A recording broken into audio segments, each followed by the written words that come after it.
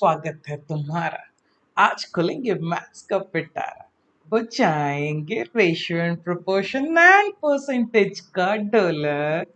मैं हूँ अमित मोदक। बहुत बहुत फैंटास्टिक स्वागत सबको का इस अमेजिंग अमेजिंग सेशन में, and I am hoping that everyone is fit and well there. Yes, तुमने सही सुना। आज हम लोग ढोल बजाने वाले हैं रेशियो एंड प्रोपोर्शन और परसेंटेज के। और ये बेसिकली ग्रेड 8 के होते हैं और 7 के सवाल 7 के स्टूडेंट्स भी इसको अटेम्प्ट कर सकते हैं। तो अगर किसी ने अभी तक चैनल को सब्सक्राइब नहीं किया, क्या कर रहे हो?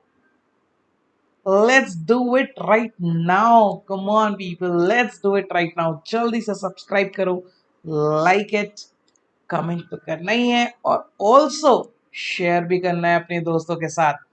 और जितने भी अपने जान पहचान के लोग हैं उनसे भी शेयर करना है, so that everyone can benefit and everyone comes to know about this amazing channel. तो जल्दी से अभी कॉपी पेन उठाओ और शुरू हो जाओ पहला सवाल लगाने के लिए। पहला सवाल है, in an election between two candidates the candidate who gets 30% of the votes polled is defeated by 15,000 votes. What is the number of votes polled for the winning candidate? जल्दी से pause button को click करो and solve it. And do write the answer you get in the comment box.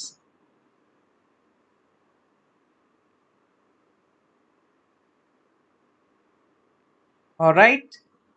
अगर तुम्हारा answer है 26,250, then बिल्कुल सही है ये, बिल्कुल सही है। चलो फिर सॉल्व करते हैं किस तरह से इसको करा जाए।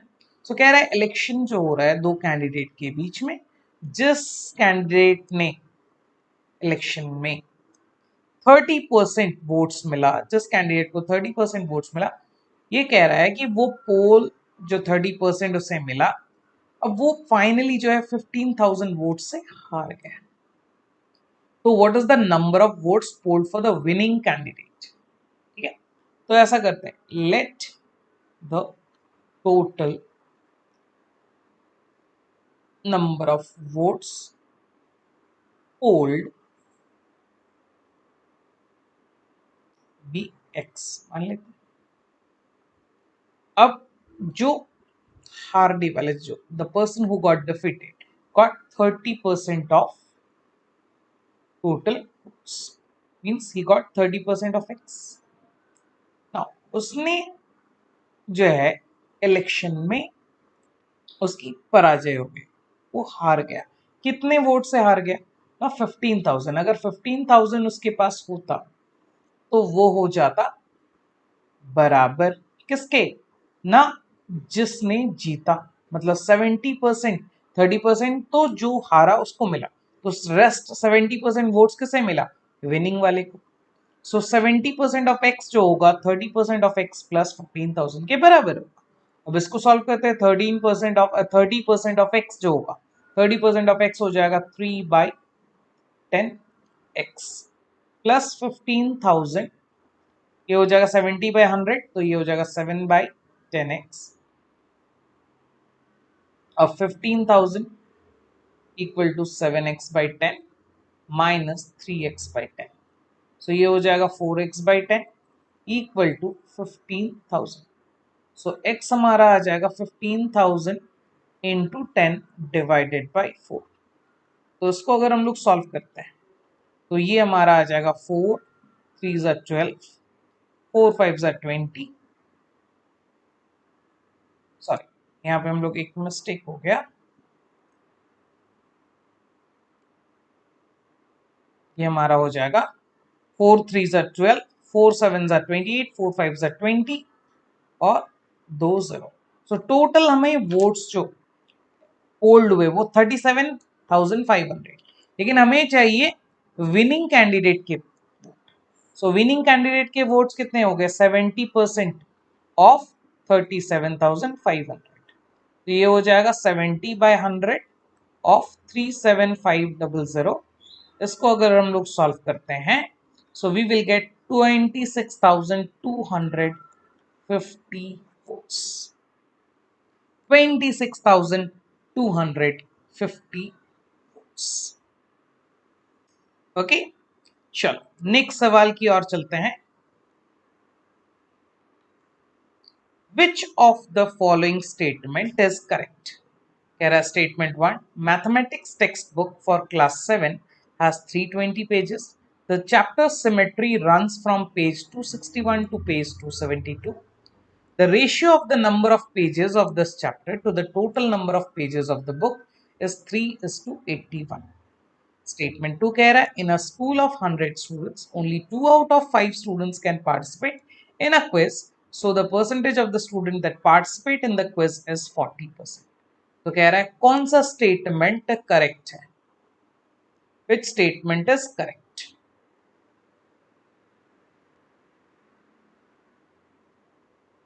This is a question came in 2015.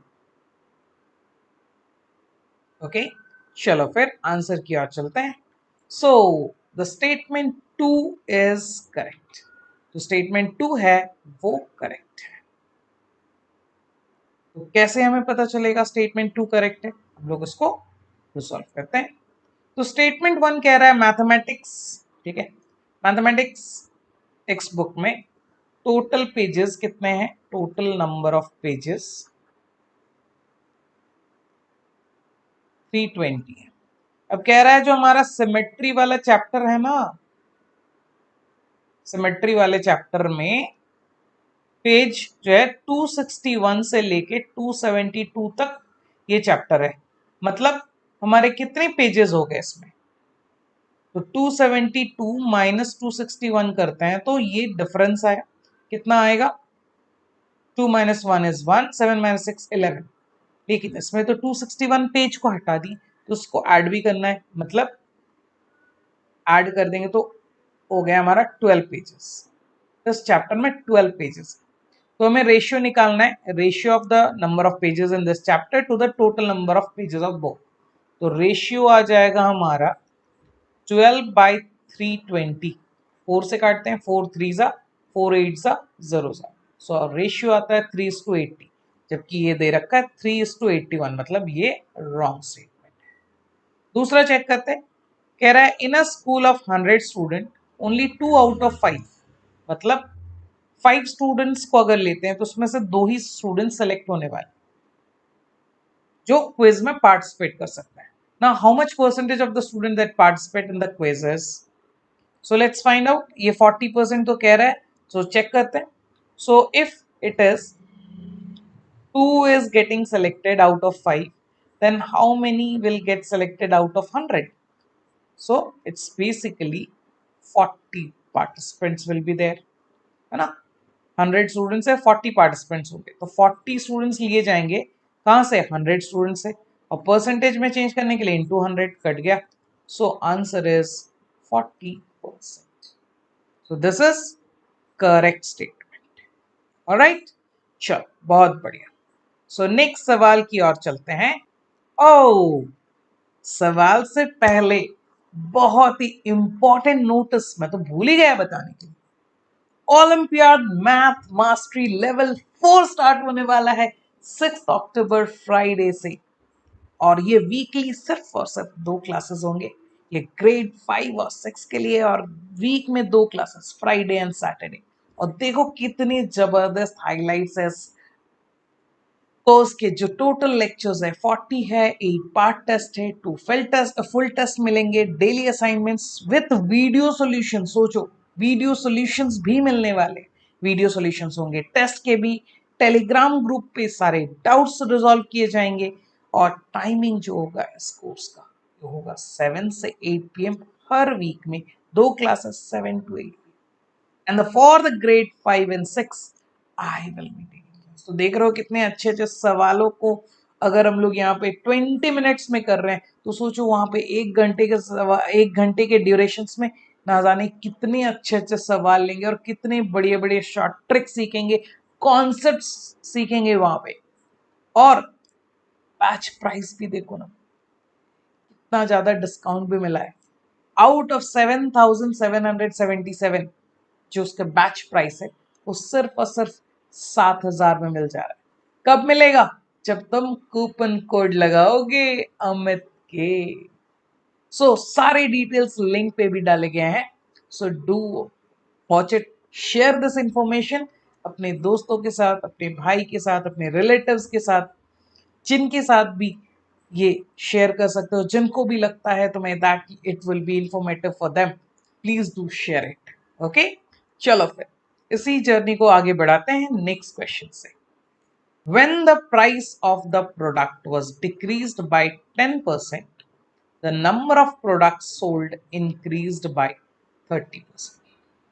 What was the increase on the total revenue? कह रहा है अगर प्राइस प्रोडक्ट का डिक्रीज हो जाता है 10% से और जो नंबर ऑफ प्रोडक्ट सोल्ड होता है वो इंक्रीज हो जाता है बाय 30%, तो what was the increase on the total revenue? Click on the pause button, solve and okay, चलो तो if your answer is 17%, बिल्कुल परफेक्ट आंसर। नहीं समझ आया? चलो देखते हैं। तो कह रहा है कि जो प्राइस ऑफ अ प्रोडक्ट है वो 10% से अगर घटाते हैं और घटने पे इसका सेल बढ़ जाता है 30% से, तो टोटल रेवेन्यू कितना इंक्रीज हुआ? सो मान लेते हैं लेट नंबर ऑफ प्रोडक्ट्स हमारे पास मान लेते हैं 100 है और प्राइस ऑफ अ प्रोडक्ट, एक प्रोडक्ट का दाम भी हम लोग मान लेते हैं 100, तो रेवेन्यू कितना होगा अगर हम लोग 100 प्रोडक्ट्स बेचते हैं? सो 100 इंटू 100 10,000 आ जाएगा। लेकिन कह रहा है 10% डिक्रीज दे देंगे कॉस्ट ऑफ वन प्रोडक्ट पे, तो न्यू प्राइस हो जाएगा कितना? 100 था, उसमें 10% घट गया, मतलब 10 रुपीज घट गया, मतलब 90 रुपीज। लेकिन 90 रुपीज करने पे फायदा क्या हुआ? सेल बूम कर गया बाय 30%, मतलब नंबर ऑफ प्रोडक्ट्स 100 के जगह अब 30% ऑफ 100 मतलब 100 प्लस 30 130 बिकने लगा। सो न्यू रेवेन्यू आ जाएगा, 90 रुपीज करके बेचने लगा 130 प्रोडक्ट्स। सो कितना आएगा? 13 9 170 00। सो नया रेवेन्यू 11,700, जबकि पहला का रेवेन्यू था 10,000। सो इंक्रीज तो हो गया रेवेन्यू, कितना हुआ? 11,700 से 10,000 माइनस करेंगे, आएगा 1,700। सो परसेंटेज में अगर निकाले तो 1,700 बाय 10,000 इंटू 100, दो जीरोस खत्म, ये दो जीरोस खत्म, तो वी गेट 17%। वही ना बात? तो 17% हमारा इंक्रीज हो जाएगा रेवेन्यू। ओके, सो आगे बढ़ते हैं नेक्स्ट सवाल की ओर। A number is increased by 10% and then it is decreased by 10%। कह रहा है एक नंबर है जो इंक्रीज हुआ 10% से और फिर डिक्रीज भी कर दिए 10% से, तो फिर बताओ भाई नेट इंक्रीज या डिक्रीज क्या होगा? इस तरह के सवाल बहुत अलग अलग तरीके से पूछा जाता है, कभी नंबर, कभी प्राइस, इस तरह से।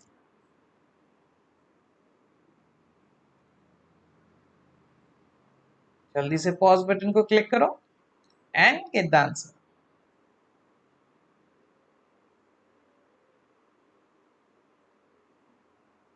ऑलराइट, सो अगर आंसर ऑप्शन ए आ रहा है बिल्कुल सही है।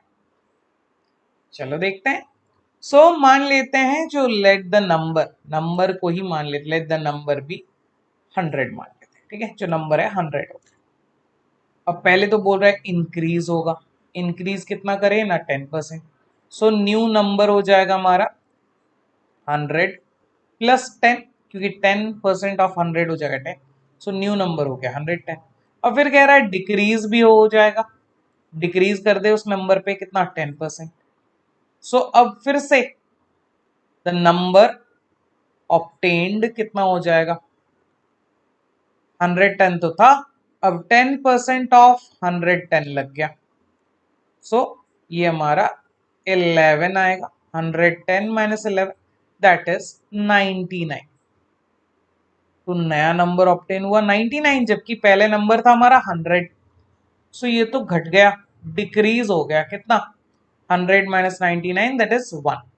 सो परसेंटेज के फॉर्म में 1/100 इंटू 100 करेंगे तो ये आएगा 1%। 1% क्या हुआ? डिक्रीज हो गया। Alright, moving on to the next question students. x is 5% of y। कह रहा है x जो है वो 5% of y है, y is 24% of z, and if x is equal to 480, find the value of y and z respectively। x दे रखा है y के टर्म्स में, y दे रखा है z के टर्म्स में। सो पूछा है what is the value of y and z respectively. इसे पॉज करो and get the answer. Alright then, अगर तुम्हारा आंसर बी आ रहा है, बिल्कुल सही है, तो चलो फिर देखते हैं कैसे इसको सॉल्व किया जाए। x इज 5% ऑफ y कह रहा है, x जो है वो 5% ऑफ y कह रहा है। फिर ये भी तो दे रखा है x 480 है, तो बैठा देते हैं 480 यहाँ पे, equal to 5/100 of y। So y is equal to कितना हो जाएगा? 5 वन जा 5 20 जा, सो 480 इंटू 20, ये आ जाएगा y is equal to 8 two 16 carry 1, 4 two 8 1 9 6 और 2 0, तो हो गया y का वैल्यू। अब ये भी तो कह रहा है y is equal to 24% of z, मतलब 24/100 of z।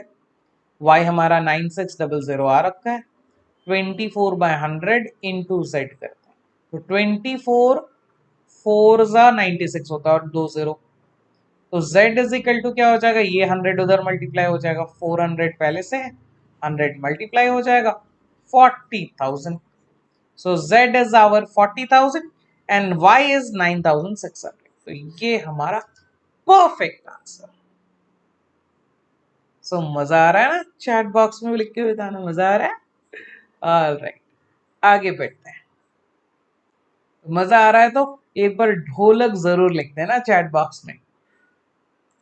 A mixture contains milk and water in the ratio 5:6. A mixture contains milk and water in the ratio of 5:6. On adding 8 liters of water, then the ratio of milk and water becomes 1:2. So find the quantity of the milk in the mixture. तो बोल रहे हैं एक mixture बनाया गया milk का और water का, जिसमें रेशियो है 5:6। अब 8 लीटर उसमें बढ़ाया गया water, then ratio of milk and water becomes 1/2 या 1:2 कह रहे हैं। So what is the quantity of the milk in the mixture?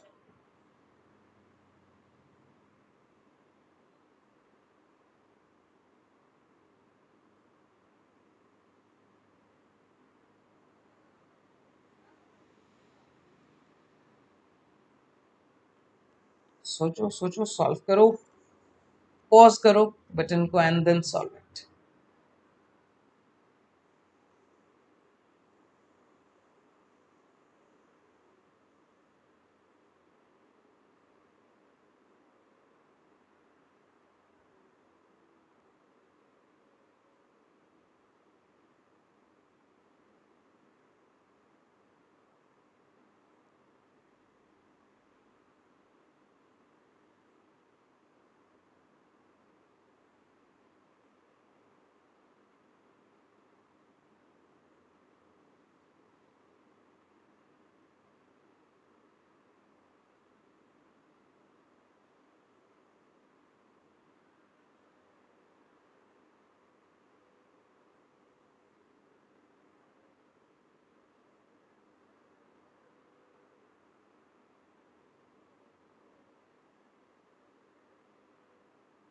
कह रहा है a mixture contains milk and water in the ratio 5:6।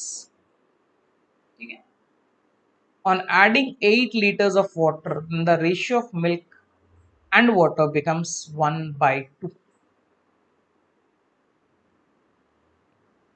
ठीक है, तो मान लेते हैं हमारा